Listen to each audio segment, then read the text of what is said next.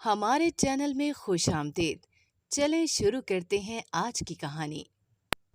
میرا نام تہمینہ ہے اور میرا تعلق خوشاب سے ہے۔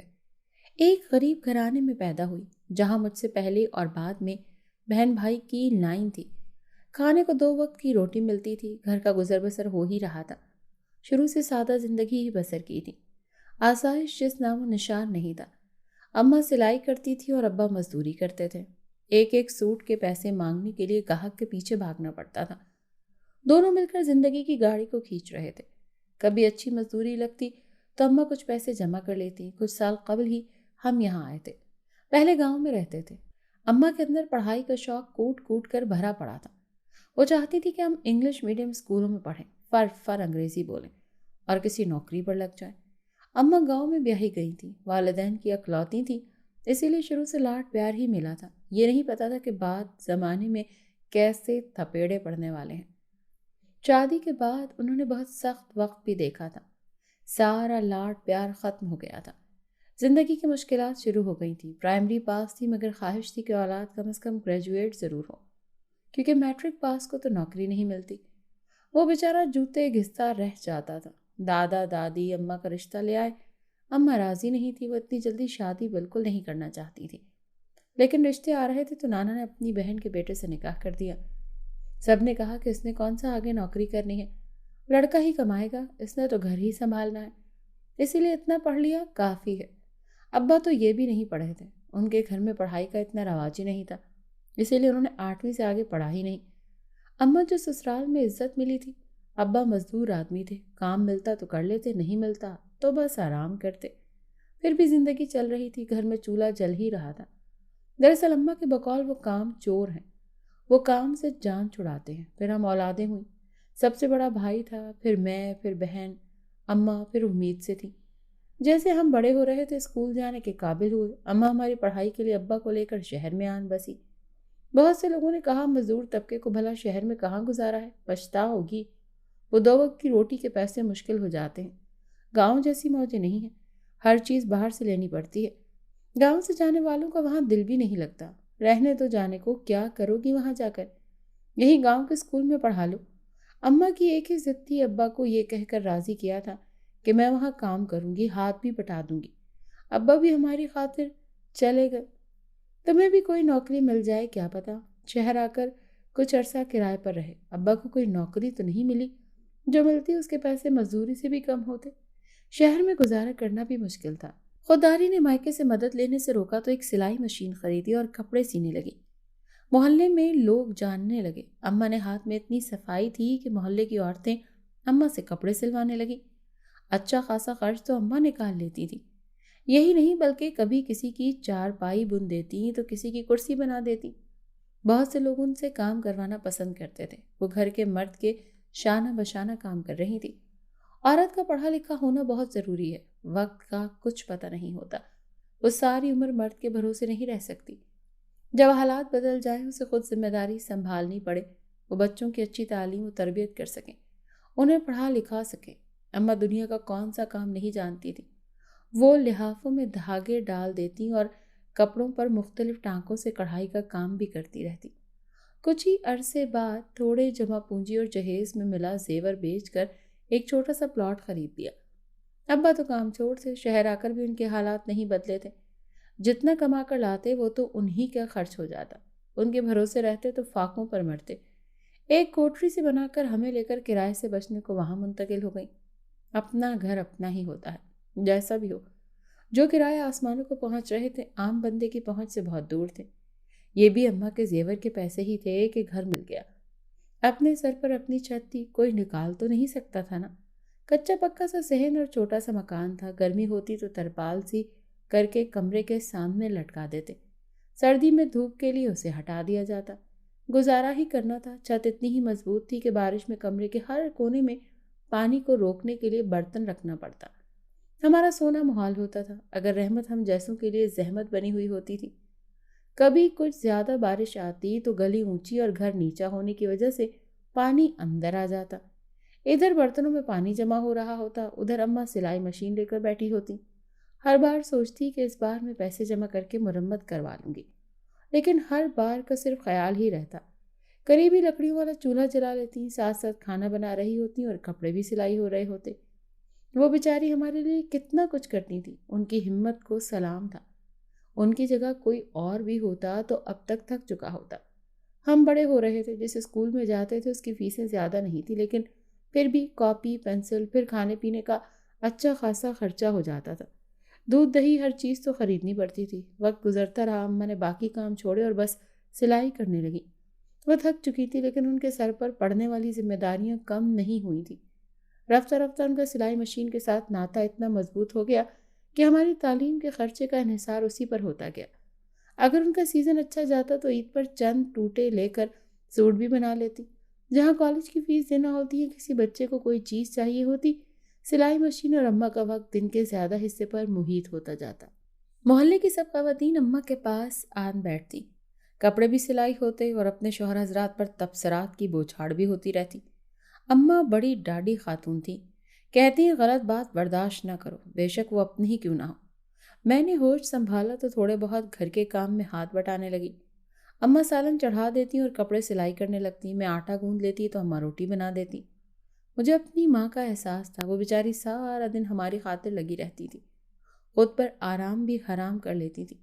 اماں کو تھوڑا وقت ملتا تو پلاٹ کے باقی کھنڈر پڑے حصے پر مٹی کا لیپ کر دیتی، ایک طرف تھوڑی سی مٹی گھول کر اینٹیں ترتیب سے لگاتی رہتی۔ ابا کا کام بہتر ہوتا تو وہ گھر کا خرچہ کرتے اور اماں پھر کپڑے سلائی کرتی اور تھوڑے اور پیسے جمع کر کے کچھ اینٹیں خرید لاتی، پھر فرصت نکال کر اس دیوار کو مزید اونچا کر دیتی۔ جلد ہی 3 کمروں کی دیواریں کھڑی کر لیں گی۔ ہمارا کام بس پڑھائی ہوتا تھا۔ اماں ہمیں کچھ نہ کرنے دیتی، کہتی تم لوگ پڑھ لکھ کر افسر لگ جاؤ گے تو مجھے سکون آ جائے گا۔ عید کے دن قریب تھے، اماں کا روزگار انہی دنوں تو چمکتا تھا۔ ڈھیروں ڈھیر کپڑے آتے کہ سر کھجانے کی فرصت نہیں ملتی تھی۔ اماں میری دہائی کو پس پش ڈالتے ہوئے ناک پر نظر کا چشمہ ٹکائے مشین پر جھکی ہوتی تھی۔ ان کے چاروں طرف انسلے کپڑوں کا ایک ڈھیر ہوتا تھا اور ایک طرف پیمائش کے رکھے گئے کپڑے پڑے ہوتے تھے۔ قریبی زمین پر پرانا جائے نماز بچھا کر استری کا بھی انتظام کیا گیا تھا۔ اماں فٹافٹ ایک کے بعد دوسرا کپڑا پہلے استری کرتی، پھر مشین کی سوئی پر ٹکا کر اس کا پہیہ گھمانے لگتی۔ باہر گلی میں چند منٹ کے وقفے سے تان لگاتے کباڑی والے اور اندر اماں کی سلائی مشین کی گرڑ گرڑ مل کر شور کا ایسا امتزاج بنا رہی تھی کہ آنکھیں بند کرنا محال تھا۔ چار ناچار میں اٹھ جاتی۔ 5 بہن بھائیوں میں میرا نمبر دوسرا تھا۔ بڑے بھائی چھٹی والے دن بھی ابا کے ساتھ کام میں مشغول رہتے تھے، چند پیسے کما لاتے تھے، انہیں اپنی ذمہ داریوں کا احساس تھا۔ ہم سب بہن بھائی ایک دوسرے پر جان نچھاور کرتے تھے۔ میں اٹھ کر چھوٹے بہن بھائیوں کو چائے رس کا ناشتہ کرواتی اور پھر بس سارا دن اماں کی سلائی مشین کی گرڑ گرڑ جاری رہتی۔ ابا کبھی تو ناشتے کے بعد کام پر چلے جاتے، کبھی مزدوری نہ ملنے پر واپس گھر میں ہی ڈیرا ڈال لیتے۔ اماں کو ابا کے گھر رہنے پر غصہ ہی آیا رہتا۔ اماں کے خیال میں گھر کا مرد سویرے کام پر جائے اور شام کو آئے تو ہی قابل عزت رہتا ہے، سارا دن گھر میں رہ کر اپنی عزت ہی گواتا ہے۔ اس دن اماں ابا سارا دن ذرا ذرا سی بات پر لڑتے رہتے تھے۔ کبھی اماں کو ان کے چائے پینے پر اعتراض ہوتا اور کبھی ان کے ٹی وی دیکھنے پر، کبھی ان کے سونے پر بولتی تو کبھی ٹیپ ریکارڈر پر لتا کے گانوں کو کوستی۔ ابا ہر بات کو سگریٹ کے دھوئیں میں اڑا دیتے، جس پر اماں اور تپ جاتی تھی، کہتی ایک تو یہ صحت کے لیے اچھی نہیں ہے، دوسری طرف آپ کو اس کو پھونکتے رہتے ہو۔ میری بہن کا رشتہ اماں نے پھپھو کی بیٹی سے طے کیا تھا۔ بچپن میں ہی دونوں کا رشتہ پکا ہو گیا تھا۔ لڑکا میرے جتنا تھا اور بہن مجھ سے 2 سال چھوٹی تھی۔ کھڑکی سے آتی اکتوبر کی ٹھنڈی اور خنک ہوائیں امبر کے دل پر ٹھنڈی فوار بن کر گر رہی تھیں اور وہ آنکھیں موندے گہری لمبی سانس بھر کر ہمیشہ کے لیے اسے اپنے اندر سمو لینا چاہتی تھی۔ سچ ہے، جب دل کی مرادیں برآئیں تو اندر کے موسم کا مزاج بھی قوس قزح کی مانند اپنے رنگ بکھیرنے لگتا ہے۔ رنگ زندگی میں نہ ہو تو زندگی بیکار سی لگنے لگتی ہے۔ رنگ اگر چاہت کے ہوں، محبت کے ہوں تو زندگی خوشنما دکھائی دینے لگتی ہے۔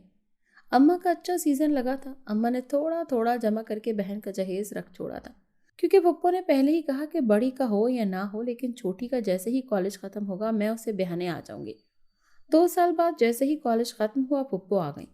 ہم بھی بڑے خوش تھے کہ چلو بہن کی شادی ہوگی۔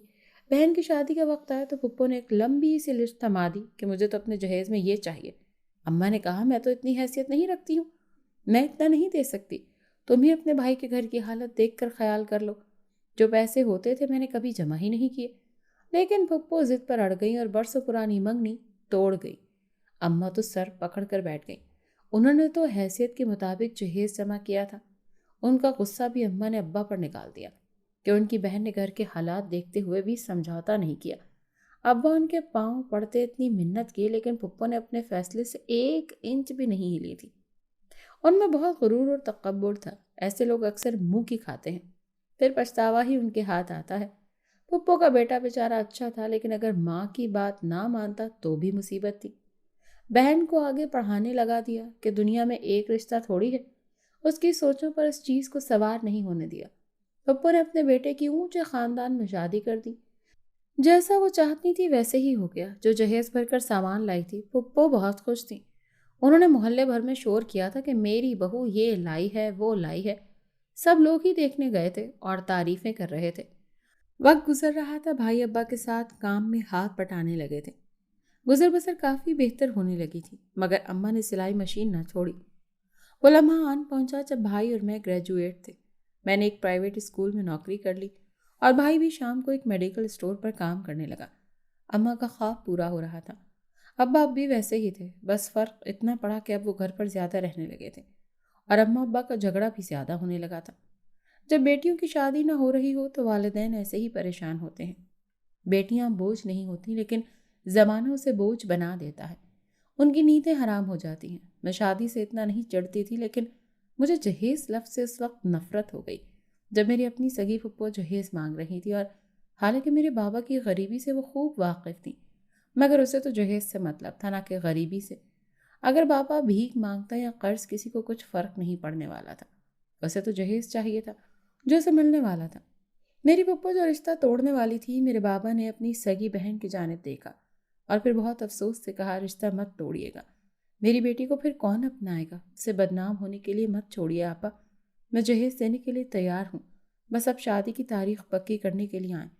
फिर अब्बा ने यही कहा, साल भर में जहेज आ जाएगा। लेकिन उनकी नज़र में मेरी बहन से अच्छा रिश्ता जो आ गया था। मेरे बाबा के अल्फाज जो मैं भूल नहीं पा रही थी, दिल चीख चीख कर रो रहा था कि खुदा किसी को बेटी ना दे, और वो भी किसी गरीब बाप को। मेरे बाबा एक मजदूर हैं, सुबह सवेरे जाता है और शाम को लौटता है, पसीने में डूबा हुआ। लोगों की बातें सुनते हुए हमारे लिए रिस्क लाता है। अम्मा सिलाई मशीन के आगे बैठी रहती थी कि किसी तरह हम पढ़ जाएं, डिग्री होगी तो अच्छी जगह शादी हो जाएगी। लेकिन उन्हें क्या पता कि अब डिग्री के साथ जहेज भी चाहिए। हम 5 बहन भाई हैं, 2 बहनें और 3 भाई। मैं सबसे बड़ी हूँ। मेरे बाद एक बहन है और फिर भाई। मेरा रिश्ता हुआ था, मेरी बहन का रिश्ता उस्मान के साथ, जो मेरी बड़ी फुप्पो का बेटा है। वो लोग शादी कर रहे हैं और हमारे पास जहेज नहीं। कुछ लोग कहते हैं बेटियां बोझ होती हैं। बोझ तो जहेज है जो कोई पूरा कर सकता है और कोई नहीं। जहेज भी 2 ट्रक भर भर कर कि बेटी भी दो। बेटी तो रहमत होती है, लोग बेटी नहीं अपने घर की रहमत देते हैं। ये कैसा रवाज है दुनिया का। और फिर अगर आपकी बहन बेटी ससुराल में खुश ना हो तो वालिदैन पर क्या गुजरती है। इस जमाने में 3 वक्त की रोटी भी किसी गरीब को मिल जाए तो ये बहुत बड़ा इनाम है अल्लाह की तरफ से। अब गरीब जहेज कहाँ से लेकर आए? बस खुदा के लिए ये जहेज का रवाज खत्म करें। न जाने इस रवाज की वजह से कितनी लड़कियां बूढ़ी होती रहेंगी, कितने बाप जहेज की वजह से सरगर्दा रहेंगे। बचपन भी कितना हसीन था, बेफिक्री के लम्हे, जिंदगी हसीन थी। हंसती थी, मुस्कुराती थी और कभी रोते रोते हंसती थी। आंगन में अटखेलियां करती, हवेली की गुलाम गर्दिशों में भागती फिरती और फिर थक कर बूढ़े बरगद की घनी छांव तले रखे हुए तख्त पर दराज हो जाती। जब ज्यादा ही मौज में आती तो आरामदेह कुर्सी पर टांग जमाए बराजमान हो जाती। कभी झूले पर, कभी फूलों के झुंड के करीब, कभी खुले आसमान तले सितारों को गिनते गिनते दूर नदियापुर से मनचाहे ख्वाबों को आंखों में भरने चल देती। यहाँ वहाँ उड़ान भरती, सुनहरी वादी के सबसे बुलंद चोटी पर बूसे रखती और आड़ू के पेड़ की कलियों के रुखसारों से ताबीरें चुराने निकल खड़ी होती। खुशबुएं ओढ़ती, रंग पहनती, कौसे कज़ा पर झूला झूलती, गुनगुनाती और चांदनी को रश्क से देखती। हर गम से बेपरवाह, हर शय से बेनियाज, दरख्तों से घिरी लंबी सड़क पर भागती। और कभी भागते भागते थक जाती तो सुस्ताने को रुक जाती और पेड़ों की भाग झाग जाते। وہ پھر سے تازہ دم ہو کر نئی منزلوں کی چاہ میں چل پڑتی۔ راستے اس کے پاؤں سے لپٹتے چلے جاتے، پھر لاپرواہی کی چادر کو زندگی کے سر سے کھینچ لیا گیا۔ وہ سسکی، روئی، تڑپی، لیکن اس کی ایک نہ چلی۔ خوف کو آنچل کے کونے سے باندھ کر اسے اڑا دیا گیا۔ ہنسی کو سنجیدگی نے نگل دیا۔ زندگی کے چہرے کا گلال چھین لیا گیا۔ خوف کے سائے تعاقب کرتے تو وہ سہم سہم جاتی، چلتے چلتے رک جاتی، اپنے ہی سائے سے ڈر کر دیوار کی اوٹ میں ہو جاتی۔ خوف دور کھڑا قہقہے لگاتا، ہولے ہولے اس کی جانب بڑھنے لگتا اور وہ آنکھیں بند کر لیتی۔ زندگی نے جون بدلی، آسمان کے ستارے پلکوں سے لپٹنے لگے اور ہنستے ہنستے رونے لگے۔ اس کی مسکراہٹ کسی تاریک کوٹری میں جا سوئی۔ آہیں اور سسکیاں گھر کے کونوں میں گونجنے لگیں۔ آنکھوں سے خواب چھین لیے گئے اور ان کی جگہ خوف رقص کرنے لگا، پہرے لگنے لگے۔ چاندنی راتوں میں من کی باتیں چاند سے کرتے کرتے تکیے بھیگنے لگے۔ زندگی مچلتی اور اپنے گرد بازو لپیٹ کر خود کو ہی تسلیاں دیتی۔ بالوں کی ابھی سفیدی نہیں اتری تھی، لیکن لوگوں نے ذہنی بیمار بنا دیا تھا۔ پھر نہ جانے کیوں اماں کے ہاتھ پاؤں اسکن الرجی میں خراب ہونے لگے۔ بھائی نے بارہا کہا کہ سلائی چھوڑ دیں، لیکن وہ کہتی ہے کہ ایسے کیسے بیٹیوں کی شادی کروں گی جس کے سہارے چھوڑ دوں۔ میرے 2 رشتے والے آئے، لیکن گھر کا کچا پکا صحن اور پرانے ڈنر سیٹ دیکھ کر وہ انکار کر گئے۔ اماں نے اب نیا صوفہ لیا تھا۔ میں نے کہا بھی جس نے ہمیں قبول کرنا ہوگا وہ ایسے ہی کر لے گا، ہم بھلا کیوں دوسروں کی خاطر خود کو بدلیں۔ چہرے پر میں ہر وقت مسکراہٹ سجائے سب کو پورا اعتماد سے جواب دیتی کہ جب شادی کرنا لکھا ہوگا تو ہو بھی جائے گی، کیونکہ میری عمر کی لڑکیوں کے تو بچے ہو رہے تھے۔ ہر دوست، رشتہ دار، پڑوسی، غرض کوئی بھی جاننے والا ہو، اس کو دیکھتے ہی یہ سوال امڑ آتے ان کے ذہن میں کہ شادی کب کر رہی ہو۔ کوئی کسی کے مالی حالات اور اندر کی بات سے واقف نہیں ہوتا، شاید اسی لیے وہ ایسے کرتا ہے۔ لوگ سوچے سمجھے بغیر سوالات کریں، یہ اور اس جیسے کئی سوال تھے جو ذہنی اذیت کے لیے کافی تھے۔ میں خود کو جتنا بھی نارمل رکھنے کی کوشش کرتی مگر وہ نارمل نہیں تھی۔ جتنا کہتی اب نہیں سوچوں گی، ایسا کبھی نہیں ہونے دوں گی۔ چہرہ کملا گیا تھا، حسن مان پڑنے لگا تھا۔ ہنسنے بولنے والی زندہ دل لڑکی اب خاموش رہنے لگی تھی۔ مجھے ایسا کرنے پر بھی لوگوں نے ہی مجبور کیا تھا، جیسے شادی نہیں ہوگی تو خوشیوں پر فل سٹاپ لگ جائے گا۔ عورتیں کہتی ہیں بچے نہیں ہوں گے، یہ بات سب سے زیادہ چبھتی تھی۔ بھلا کوئی ایسے کیسے کہہ سکتا ہے؟ یہ سب تو رب کے ہاتھ میں ہے۔ ان ساری باتوں کو پی کر میں بظاہر مسکراتی، ایسی مسکراہٹ جو سینہ چیر دیتی ہے۔ ایک رشتہ قریبی خالہ نے دکھایا۔ لڑکے کا نام شہباز تھا۔ شہباز نے ایک سپر اسٹور کھولا ہوا تھا جو اس نے بہت محنت سے بنایا تھا۔ کچوے کی چال کی مانند شہر کے باسیوں پر اپنا اعتبار قائم کرنے میں اسے 1 سال لگ گیا تھا۔ وہ ہر گاہک کو اچھا ڈسکاؤنٹ بھی دیتا تھا اور مستقل گاہکوں کی ضرورت پڑنے پر کچھ سامان ادھار بھی دے دیتا۔ اس کے اسٹور کا سارا سسٹم کمپیوٹرائز تھا، کتنا مال آتا تھا، کتنا جاتا تھا، گاہکوں کا بھی باقاعدہ ریکارڈ رکھا جاتا تھا۔ اپنے مستقل گاہکوں نے اسے ایک کارڈ جاری کیا تھا جس پر کوڈ نمبر لکھا ہوا تھا۔ ہر خریداری پر اگر گاہک وہ کارڈ لاتا تو اس کی خریداری کے بدلے اسے کچھ پوائنٹس ملتے تھے۔ ہر 2 پوائنٹس 1 روپے کے برابر ہوتے تھے۔ گاہک جب چاہتا ان پوائنٹس کے بدلے میں کوئی نہ کوئی چیز خرید سکتا جو اگر کھا جائے تو اسے مفت میں ہی ملتی تھی۔ اس طرح اپنے حسن سلوک اور بہترین کاروباری گر سے بہت سے لوگوں کو اپنا گرویدہ بنا لیا تھا۔ اماں اور بھائی کو تو رشتہ بہت اچھا لگا تھا، انہوں نے آنا تھا۔ مجھے یہی ڈر تھا کہ ضرور جہیز کی ڈیمانڈ کریں گے اور رشتہ سے انکار ہو جائے گا، لیکن حیرانی کی بات تھی کہ انہوں نے آتے ساتھ ہی ہاں کر دی تھی۔ ابا اماں گئے، دونوں سے ہاں ہو گئی۔ انہوں نے منگنی اور مہندی کی خرافات کے بجائے ڈائریکٹ شادی کا بولا تھا۔ گھر میں اماں نے جمع کیا جہیز مجھے دیا، تھوڑی بہت تیاری بھی کی۔ سرخ رنگ کے سادہ فراک میں ملبوس، سمندر کے کنارے کھڑی بہار کی خوشگوار دل کے موسم سے لطف اندوز ہو رہی تھی۔ سیاہ دراز زلفیں پشت پر کھلی چھوڑی ہوئی تھیں جو اس کے حسن میں مزید نکھار پیدا کر رہی تھیں۔ اللہ اللہ کر کے تو میری زندگی میں یہ دن آیا تھا۔ اماں تو صدقے واری جا رہی تھی۔ جھیل سی گہری آنکھیں، گول چہرہ، قدرت نے ظاہری حسن سے نوازا تھا، ٹوٹ کر روپ آیا تھا۔ زندگی میں پہلی بار اتنا تیار ہوئی تھی۔ میرے شوہر کا گھر بہت اچھے سے بنایا گیا تھا، ہر چیز بہت خوبصورت تھی۔ اماں کہتی ہیں آج سے یہی تیرا گھر ہے، کوئی شکایت نہ ہونے دینا، شوہر کی بات کو ماننا، اس کے دل میں جگہ بنا لینا۔ تیری ماں نے بہت مشکل سے سلائی کے پیسوں سے تجھے پڑھایا ہے، اس قابل بنایا ہے، اب مزید سکت نہیں ہے کہ تیرے جھمیلوں کو سلجھائے۔ میں نے کہا میں اپنی طرف سے تو پوری کوشش کروں گی، باقی سب ٹھیک تھا، لیکن پورے گھر میں شیشہ نہیں تھا۔ مجھے حیرت ہوئی، شوہر نے گھر میں شیشہ رکھنے سے منع کیا تھا، کہتا ہے کہ شیشہ رکھنے سے گھر میں برائی آتی ہے۔ میں نے پہلے کبھی ایسا سنا نہیں تھا، لیکن شوہر سے بحث کرنا ضروری نہیں سمجھا۔ بہن بھائی اور اماں ملنے آئی، گھر دیکھ کر بہت خوش ہوئی، کہتی ہیں تم خوش ہو؟ میں نے کہا جی، میرا شوہر میرا بڑا خیال رکھتا ہے۔ شوہر صبح جاتا اور شام کو گھر آتا، کوئی ساس یا نند نہیں تھی، سارے سسرالی رشتہ دار شادی سے چلے گئے تھے۔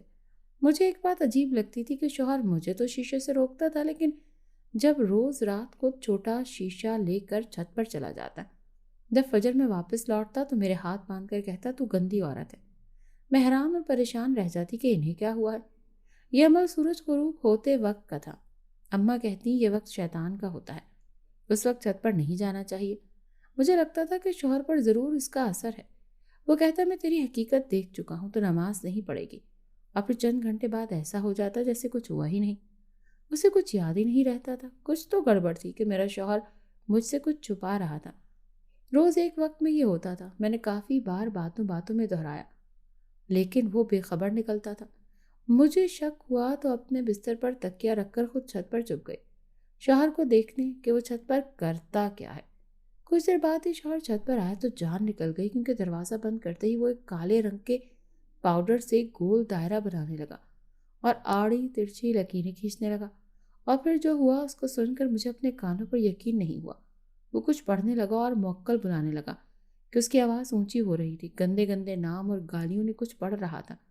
پھر 30 منٹ بعد وہ اسی حالت میں اتر کر نیچے جانے لگا۔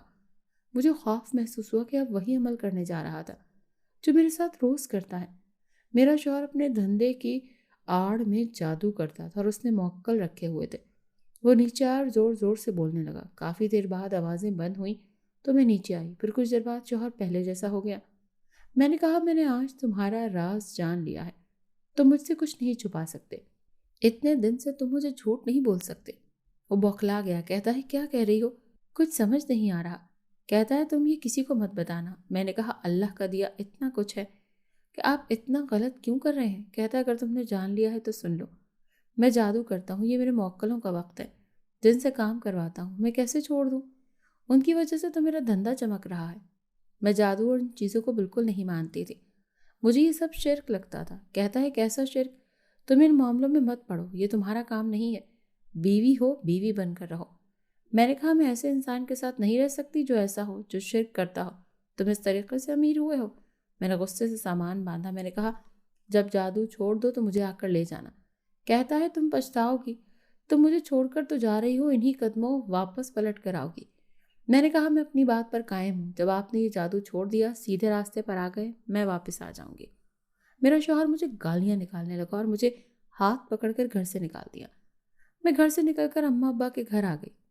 میں نے یہی کہا میں ٹھیک ہوں، کچھ دن رہنے آئی ہوں۔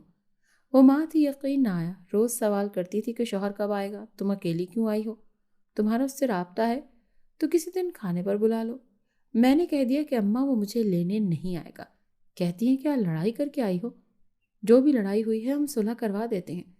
میں نے کہا وہ جادو کرتا ہے، شیطانوں والے کام کرتا ہے تاکہ اس کے پاس موکل آئیں، روز مجھ سے بدتمیزی کرتا ہے۔ آپ لوگوں کو نہیں پتا اس کے چہرے میں چھپا یہ مکروہ چہرہ ہے، اسی لیے آپ لوگ میرے ساتھ زبردستی نہ کریں۔ میں کیسے ایسے شخص کے ساتھ رہ سکتی ہوں اور اپنی آخرت خراب کر سکتی ہوں؟ پھر میں نے انہیں سب کچھ بتایا کہ کیسے میں نے چھت پر ایک دن اسے یہ عمل کرتے ہوئے دیکھا۔ اماں حیرت سے منہ پر ہاتھ رکھے سب سن رہی تھی۔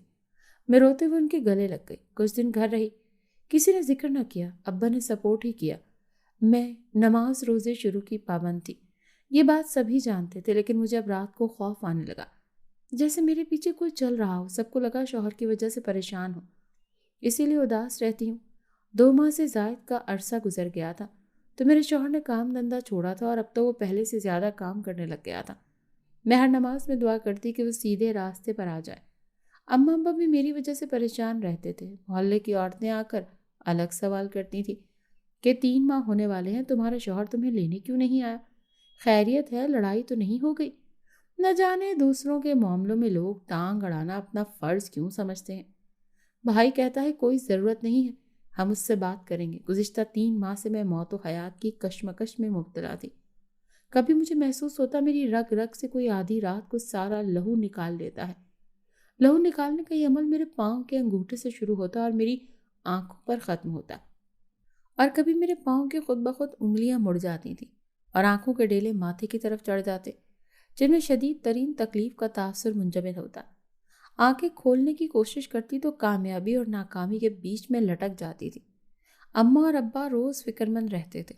میری یہ حالت ان سے دیکھی نہیں جاتی تھی۔ جب آنکھیں کھلتی تو ایسے لگتا جیسے کوئی جکڑے ہوئے ہے، کسی نے قید کیا ہوا ہے۔ کمرے میں LED بلب اپنی روشنی پھیلاتا، ایسے لگتا کسی نے میرے گلے پر ہاتھ رکھ کر سانس روک دیا ہے، ساتھ ہی میرے ہاتھوں کو گھٹنوں کے نیچے دبا کر کوئی ان پر بیٹھ گیا ہو۔ میں تڑپتی اور تڑپ تڑپ کر اپنے آپ کو نادیدہ گرفت سے آزاد کرانے کی کوشش کرتی، کبھی سر کو ادھر ادھر مارتی، کبھی اپنے ہاتھوں کو گھٹنوں کے نیچے سے نکالنے کی لاحاصل سعی کرتی۔ پھر مجھے جیسے اچانک سے ایک جھٹکا لگا اور وہ بالکل سیدھا ہو کر بیٹھ جاتا تھا۔ سانس لینے کی رفتار بڑھ جاتی تھی۔ بازوں کو جیسے تھکاوٹ سے سکون دینے کے لیے اپنے بازوں کو دبانا شروع کر دیتی تھی۔ اماں ساری رات میرے سرہانے بیٹھ کر کچھ نہ کچھ پڑھتی رہتی تھی۔ کبھی کبھار لگتا تھا جیسے میرے گلے میں توق ڈال کر پھر اس کے ارد گرد زنجیر میں لپیٹ دی جاتی تھی۔ اس طرح بھی میرا سانس رکنے لگتا تھا، رنگت پیلی پڑ جاتی تھی، دن بہ دن حالت خراب ہوتی جا رہی تھی۔ آج بھی یہی ہوا تھا، لیکن مجھ کو حقیقت میں یہی لگا تھا کہ میرا سانس رک گیا ہے، جیسا میرا شوہر مجھ سے بدلہ لے رہا ہو۔ اس نے مجھ پر یہ سب کروایا ہو۔ وہ چاہتا تھا میں واپس اس کے پاس کسی طرح چلی جاؤں۔ اماں ابا کو بھی مالی نقصانات ہو رہے تھے۔ اماں کے گاہک کم ہو گئے تھے۔ اماں نے مسجد کے امام سے بھائی کے ساتھ جا کر بات کی، ان سے میری حالت دیکھی نہیں جا رہی تھی۔ اماں نے ساری صورتحال کا جائزہ لینے کے بعد یہی کہا کہ یہ تعویذ اپنی بیٹی کے گلے میں پہنا دو اور اسے واپس مت بھیجنا، وہ آدمی بہت خطرناک ہے۔ ایک تعویذ گھر میں دبا دیا، ایک گلے میں پہنا دیا، روز قرآنی آیات پڑھ کر گھر پر پھونکتے۔ ایک روز شوہر غصے میں آیا، اس کا سارا عمل اس پر الٹا پڑ رہا تھا۔ کہتا ہے میں تجھے طلاق دے دوں گا اگر تم اپنے عمل سے باز نہ آئے۔ میں نے کہا میں یہ عمل نہیں چھوڑوں گی، اور وہ اماں ابا سے بھی بدتمیزی کرنے لگا۔ غصے میں مجھے طلاق دے کر نکل گیا۔ ایک دھچکا ضرور لگا تھا۔ کہتا ہے روتی رہو گی، مجھے اس بات کی کچھ پرواہ نہیں تھی۔ مجھے میرا اللہ ہی کافی تھا۔ تھک جانا برا نہیں ہے، مایوس ہو جانا برا ہے۔ بہت برا اور مایوس انسان تب ہوتا ہے جب اسے سونے رب تعالیٰ کی طاقتوں پر، اس کی رحمتوں پر یقین نہیں رہتا، اور جب یہ بات بھول جاتا ہے کہ جس نے یہ حالات پیدا کیے ہیں وہ یہ حالات بدل بھی سکتا ہے۔ ہر چیز انسان کے بس میں نہیں ہوتی، بلکہ کوئی بھی چیز انسان کے بس میں نہیں ہوتی جب تک رب تعالیٰ نہ چاہے۔ پھر اس سے مایوس ہونا بھی کیوں؟ جس کے حکم کے بغیر ایک پتا بھی نہیں ہل سکتا، جس کے ایک حکم پر کائنات بنا دی گئی اور ایک ہی حکم پر ختم بھی کر دی جائے گی۔ مایوس تو وہ ہوتے ہیں جن کے پاس سونا رب تعالیٰ نہیں ہوتا، اور ہمارے پاس تو سونا رب تعالیٰ ہے، یعنی بادشاہوں کا بادشاہ، یعنی ہمارا آخری اور واحد مددگار۔ میں نے عدت ختم ہوتے ہی نوکری شروع کر دی تھی۔ روز قرآنی آیات پڑھتے اماں کہتی تیرا دوبارہ گھر بسا دیتی ہوں، لیکن میں نہیں مانی۔ البتہ بھائی اور بہن کی شادی کے لیے رشتے دیکھنے لگے۔ ایک لڑکی بھائی کے حوالے سے بڑی پسند آئی، وہ میرے اسکول میں ہی پڑھاتی تھی۔ اس کی کہانی بڑی دکھ بھری تھی، میری اس سے گہری دوستی ہو گئی تھی۔ یہاں اپنی خالہ کے پاس رہ رہی تھی، وہ بھی اپنا خرچہ خود اٹھاتی تھی۔ اس نے بتایا کہ کچھ عرصے سے قبل اس کی بیمار رہنے لگی تھی۔ 2-4 دن سے تو ایسی طبیعت ناساز ہوئی کہ چارپائی سے جا لگی۔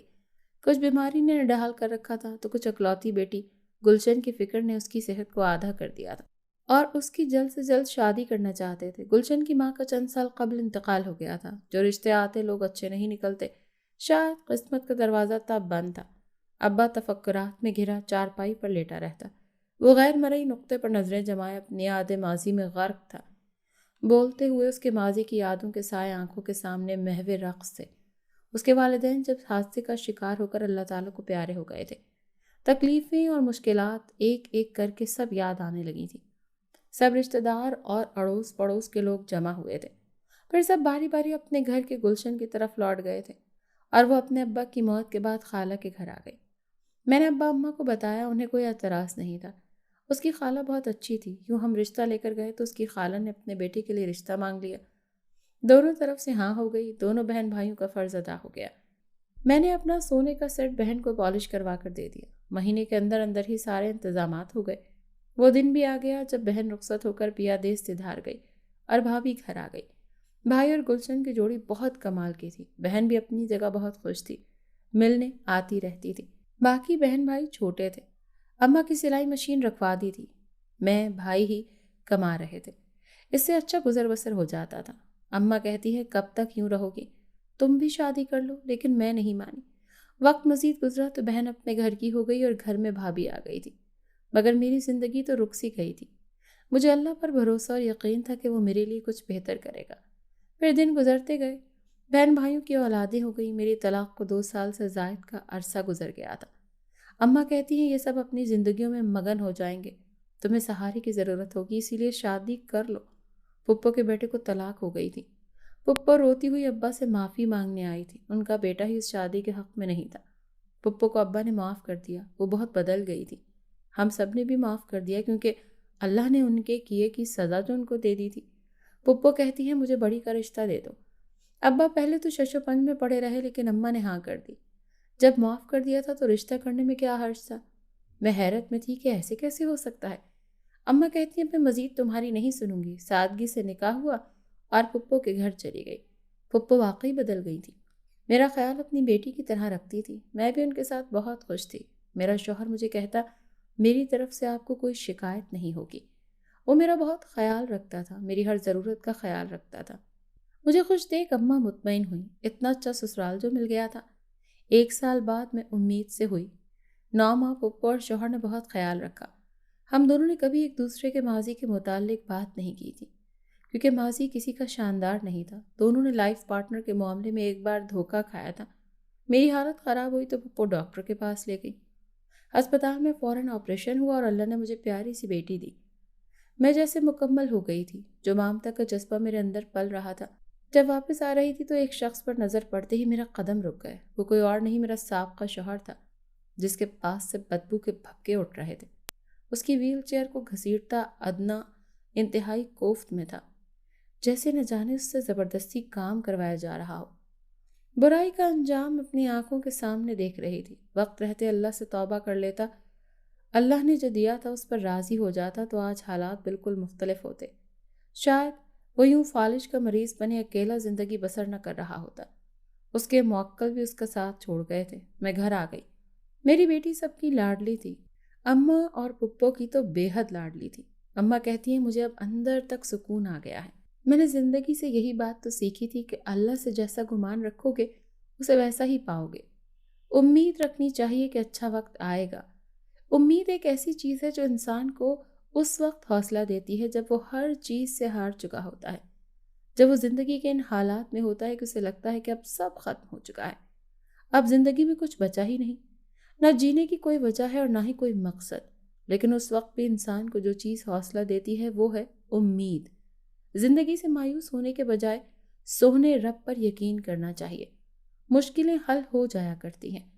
جب کوئی مشکل پیش آ جائے تو ایسے حالات میں ایک لمحے کے لیے آسمان کی طرف دیکھا کریں، مایوسی چلی جائے گی اور آپ کو جینے کے لیے ایک نئی امید ملے گی۔